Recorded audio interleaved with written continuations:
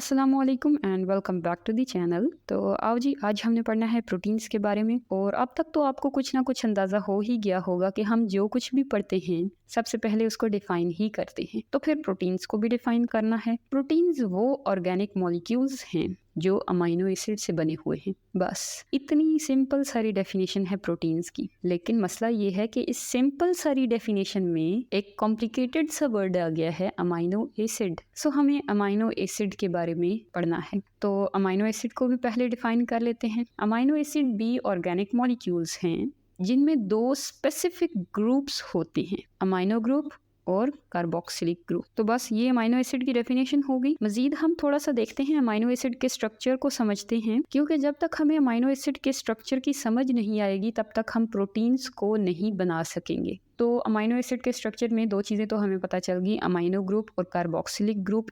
इन दो के अलावा और भी दो अहम चीज़ें हैं। उनमें से एक है H और दूसरा है आर ग्रुप। अमाइनो एसिड्स की बहुत सारी डिफरेंट टाइप्स बनी हैं इसी आर ग्रुप की बुनियाद पे। बाकी तीन चीज़ें हर अमाइनो एसिड में बिल्कुल सेम होती हैं, ये आर ग्रुप डिफरेंट होता है। तो ये चार चीज़ें हैं और चारों एक कॉमन कार्बन के साथ जुड़ी हुई हैं जिसे अल्फा कार्बन कहते हैं। और अब तक हमें 170 मुख्तलिफ किस्म की अमाइनो एसिड्स मिल चुकी हैं। अगर सिंपलेस्ट अमाइनो एसिड को देखें तो उसमें तो फिर RBH के बराबर ही होना चाहिए, वो इतनी सिंपल होगी अमाइनो एसिड। और वो वाली अमाइनो एसिड का नाम है ग्लाइसिन। अच्छा, अब अमाइनो एसिड के स्ट्रक्चर की आपको समझ आ गई, पता चल गया ये क्या चीज़ होती है। तो अब हम देखते हैं कि अमाइनो एसिड्स की मदद से कैसे प्रोटीन्स बनती हैं। बस सीधी सी बात है कि अमाइनो एसिड्स एक दूसरे के साथ जुड़ती हैं और प्रोटीन बना देती हैं। अब सवाल ये है कि ये कैसे जुड़ती हैं। तो उसका जवाब ये है कि अमाइनो एसिड्स एक दूसरे के साथ रिएक्ट करती हैं through their amino and carboxylic group. एक अमाइनो एसिड का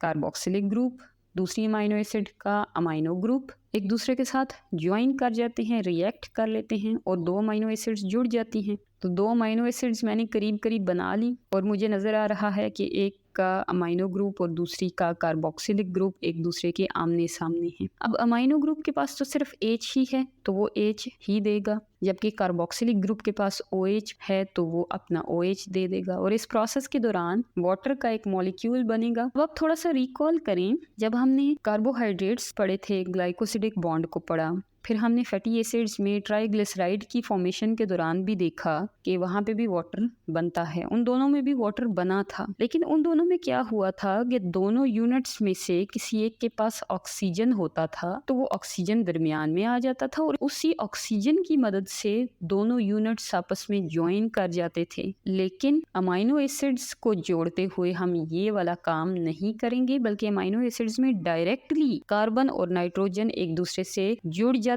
हैं और इस तरह से एक बॉन्ड बनता है और बॉन्ड को पेप्टाइड बॉन्ड का नाम दिया गया है। तो अगर कोई पूछे कि पेप्टाइड बॉन्ड क्या है तो हम सीधा सीधा यही कहेंगे कि वो बॉन्ड जो दो अमाइनो एसिड्स को आपस में जोड़ता है। अच्छा, इसके बाद क्या होता है, दो अमाइनो एसिड्स जुड़ी तो एक डाइपेप्टाइड बना। अब इन दोनों अमाइनो एसिड्स के पास अभी भी खसूसियत है कि ये मजीद अमाइनो एसिड्स के साथ जुड़ सकती हैं, क्योंकि एक के पास अमाइनो ग्रुप फ्री है, एक के पास कार्बोक्सिलिक ग्रुप फ्री है, दोनों ही रिएक्टिव हैं। तो इस तरह तीसरा अमाइनो एसिड भी आके जुड़ सकता है, चौथा भी जुड़ सकता है। सो तीन अमाइनो एसिड जुड़ी तो ट्राईपेप्टाइड बना, चार जुड़ी तो टेट्रापेप्टाइड बना और इसी तरह पॉलीपेप्टाइड्स बन जाती हैं। और एक प्रोटीन के अंदर 3000 अमाइनो एसिड्स हो सकती हैं। इवन के कुछ ऐसी प्रोटीन्स हैं जिनमें 3000 से भी ज्यादा अमाइनो एसिड्स हैं। आगे हम चलते हैं और देखते हैं कि प्रोटीन का क्या किरदार है हमारी बॉडी में। सबसे पहली बात तो ये है कि प्रोटीन हर सेल में होती हैं और इवन के सेल के हर पार्ट में होती हैं, यानी सेल का प्रोटीन के बगैर एग्जिस्टेंस ही नहीं है। और अगर सेल नहीं है तो फिर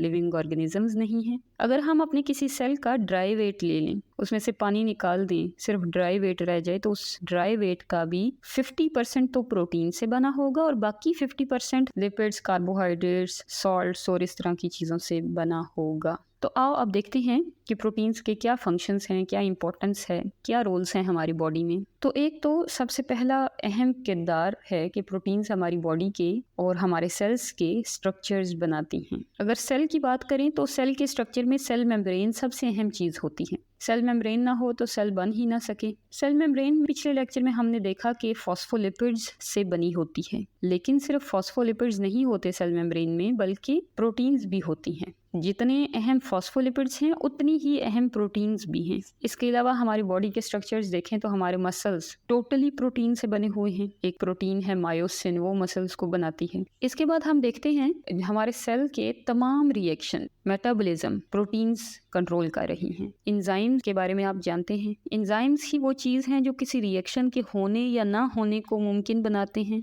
और एंजाइम्स प्रोटीन्स ही हैं। तो इस तरह से प्रोटीन्स हमारे सेल के मेटाबॉलिज्म को कंट्रोल करता है। फिर प्रोटीन हमारे बॉडी के बहुत सारे अहम प्रोसेसेस को कंट्रोल करती हैं, जैसे हमारी ग्रोथ है, रिप्रोडक्शन है, हमारे जिस्म में कुछ स्टोरेज कंपाउंड्स बनाना, इस तरह के अहम अहम काम भी प्रोटीन्स करवा रही हैं। किस तरह? हार्मोन्स की शक्ल में। बहुत सारे हार्मोन्स प्रोटीन्स से ही बने होते हैं। जैसे इंसुलिन है, इंसुलिन का काम आपको शायद पता हो कि वो हमारे ब्लड से फालतू ग्लूकोज को निकाल के उसे स्टोर करती रहती है ताकि बाद में उससे फ़ायदा उठाया जा सके। अच्छा, इसके अलावा हमारी बॉडी में बहुत सारी चीज़ों को एक जगह से दूसरी जगह ट्रांसपोर्ट करना होता है, इनमें भी प्रोटीन्स अपना काम दिखाती हैं। एक एग्जाम्पल तो आपको शायद हमेशा से ही, बचपन से ही याद होगी, हेमोग्लोबिन रेड ब्लड सेल में होती है। ये क्या करती है? ऑक्सीजन को ट्रांसपोर्ट करती है और ये प्रोटीन से बनी हुई है। फिर आ जाएं प्रोटीन के एक और फंक्शन पे, और वो है ब्लड क्लॉटिंग। ब्लड क्लॉटिंग क्या है? खून का जमना। अब ये क्लॉट्स किस जगह पे बनते हैं? जब कहीं पे कट लग जाता है हमारी स्किन में तो वहाँ पे हमें क्लॉट बना हुआ नजर आता है। अगर वो क्लॉट ना बने तो फिर तो हमारा ब्लड निकलता जाए और शायद बॉडी का ब्लड ख़त्म ही हो जाए। तो ये क्लॉट बन जाता है ताकि ब्लड का फ्लो रुक जाए, और इस क्लॉट के बनने में एक प्रोटीन का किरदार है, फिब्रिनोजेन।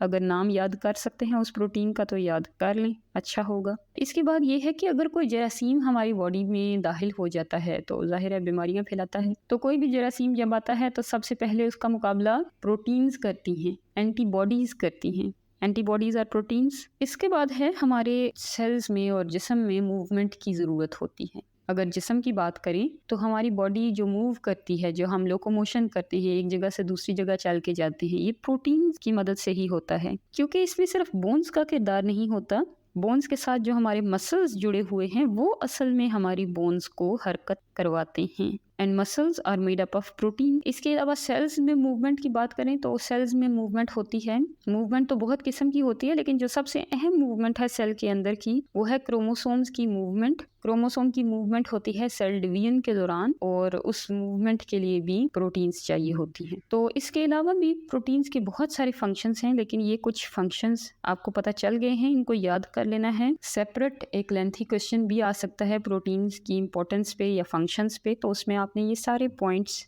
लिखने हैं। अच्छा, इसके बाद है प्रोटीन्स की क्लासिफिकेशन। वैसे तो अगर हम प्रॉपरली प्रोटीन्स की क्लासिफिकेशन पढ़ें तो वो बहुत मुश्किल हो जाएगा, क्योंकि बहुत सारी टाइप्स हैं प्रोटीन्स की, लेकिन हम यहाँ पे सिर्फ 2 टाइप्स पढ़ेंगे, और वो दोनों टाइप्स हैं प्रोटीन्स की शक्ल या स्ट्रक्चर की बुनियाद पे। कुछ प्रोटीन्स गोल होती हैं जबकि कुछ प्रोटीन्स लंबी लंबी होती हैं। बस इसी बुनियाद पे 2 टाइप्स बना दी गई। एक टाइप का नाम है फाइब्रस प्रोटीन और दूसरी का नाम है ग्लोब्यूलर प्रोटीन। इन दोनों का डिफरेंस हम पढ़ लेते हैं, तो इन दोनों की खसूसियात भी आपको पता चल जाएंगी और आपको इनका फ़र्क भी पता चल जाएगा। फाइब्रस प्रोटीन्स के लिए आप अपने बाल को, हेयर को अपने जहन में रखें तो आपको उसकी सारी प्रॉपर्टीज याद हो जाएंगी। तो फाइब्रस प्रोटीन्स लंबी होती हैं, दे आर थ्रेड लाइक, जबकि ग्लोब्यूलर गोल होती हैं, स्फेरिकल। फाइब्रस प्रोटीन्स पानी में डिसॉल्व नहीं होती। हमारे बाल पानी में डिसॉल्व नहीं ना होते, पानी में सॉल्युबलाइज नहीं होते, तो हम कह सकते हैं कि fibrous proteins are insoluble in water या एक्वस सॉल्यूशन, पानी के बने हुए सॉल्यूशंस,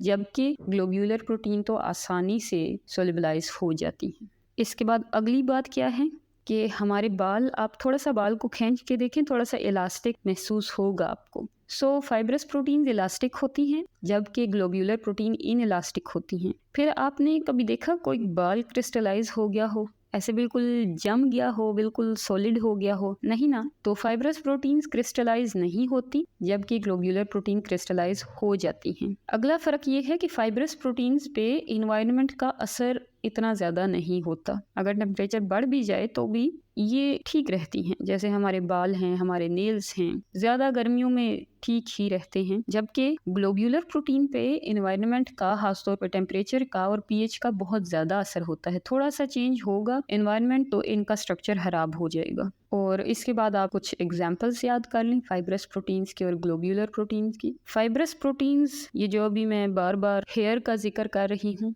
हेयर के अंदर और नेल के अंदर एक ही फाइब्रस प्रोटीन है, उसका नाम है केराटिन। तो एक एग्जांपल केराटिन हो गई। इसके बाद हमारे मसल्स, ये इनके अंदर भी एक प्रोटीन होती है मायोसिन, वो भी फाइब्रस है। फिर जो सिल्क है, सिल्क वर्म जो सिल्क बनाती है, या स्पाइडर भी सिल्क के ही थ्रेड के साथ अपना वेब बनाती है ना, तो वो सिल्क भी फाइब्रस प्रोटीन है। अच्छा, इसके बाद ग्लोब्यूलर प्रोटीन्स की एग्जांपल्स आप आसानी से याद कर लेंगे। जो भी फंक्शनल प्रोटीन्स पीछे हम पढ़ के आए हैं, एंजाइम्स, हार्मोन्स, हेमोग्लोबिन, ये सारी ग्लोब्यूलर प्रोटीन्स हैं। और बस आज हमने इतना ही पढ़ना है। इसके बाद प्रोटीन्स के बारे में एक टॉपिक रहता है, वो स्ट्रक्चर्स के बारे में है, वो हम अगले लेक्चर में डिस्कस करेंगे। और अगली बात ये है कि आप चैनल को सब्सक्राइब कर दिया करें, क्योंकि उससे आपको भी फ़ायदा होगा और मुझे तो बहुत खुशी मिलेगी। और आज के लिए बस इतना ही। अल्लाह हाफिज़।